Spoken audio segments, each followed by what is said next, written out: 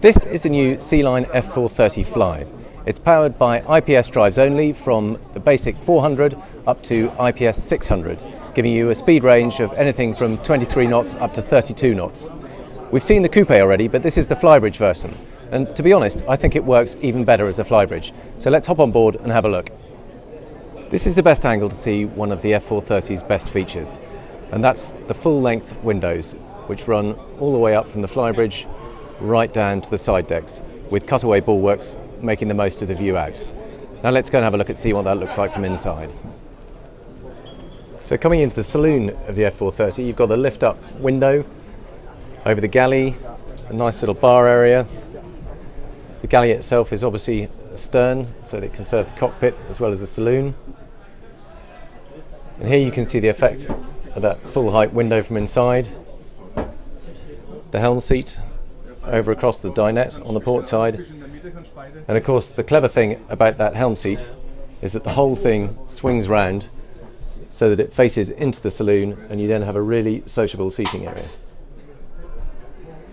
And that shows how it swings round to create not just a really nice socialising area, but also gives a free passage out through the side door next to the helm. So that whole seat also lowers down, so it's the same level, and then it's facing the dinette opposite to create that nice sociable vibe in harbour. So coming down from the saloon in the Sealine F430, we've got 4 possible doors. The front one leads to the master cabin forward, where you've got that little window out onto the foredeck, which works very nicely. Big comfortable island bed, good sized windows, and of course your own ensuite access to the bathroom over here. Moving back from the forward master, there are 2 further cabins. So this is the guest double on the starboard side, with a berth that occupies the full width of the cabin, but still has a nice view out through the window, still got its storage. And then moving over to the port side, this one is set up as a twin, but again this can be set up as a double too. Really good sized cabin, nice and light, both in terms of natural light coming in through the window and plenty of LED lighting too. So that's quite a feature, having 3 double cabins on a 43-foot Flybridge boat. The 2 guest cabins do have to share a bathroom, but it's a good size one, separate shower, and in fact, even though it's shared, it is ensuite to the port cabin. So this is a proper ensuite cabin, but there's dual access to it, so that the 3rd guest cabin can use it too. This is a real reason for choosing the F430 over the C430. It's the Flybridge.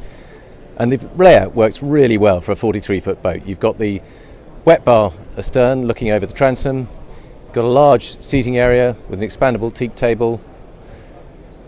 A convertible seat forward, which can either be used just as a straightforward seat, or you can make it up to the sunpad as there. The backrest flips over so it can face either way. And then the helm over to starboard. A couple of other little things worth seeing. One is the wet bar on the transom. Proper grill, chopping board, sink, everything you need.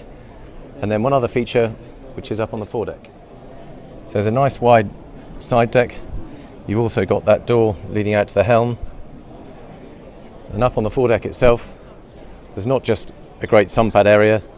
Looks a bit strange here because the hatch to the master cabin is open, but you can see how that all folds down to create one big sunpad.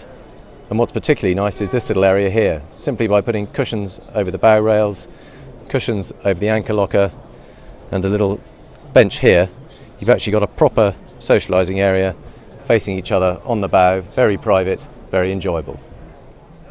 So that concludes our tour of the Sealine F430, and I think in conclusion we'd have to say that the Flybridge version is the way to go. It looks like the boat it was always designed to be, and we think it works brilliantly well as a Flybridge.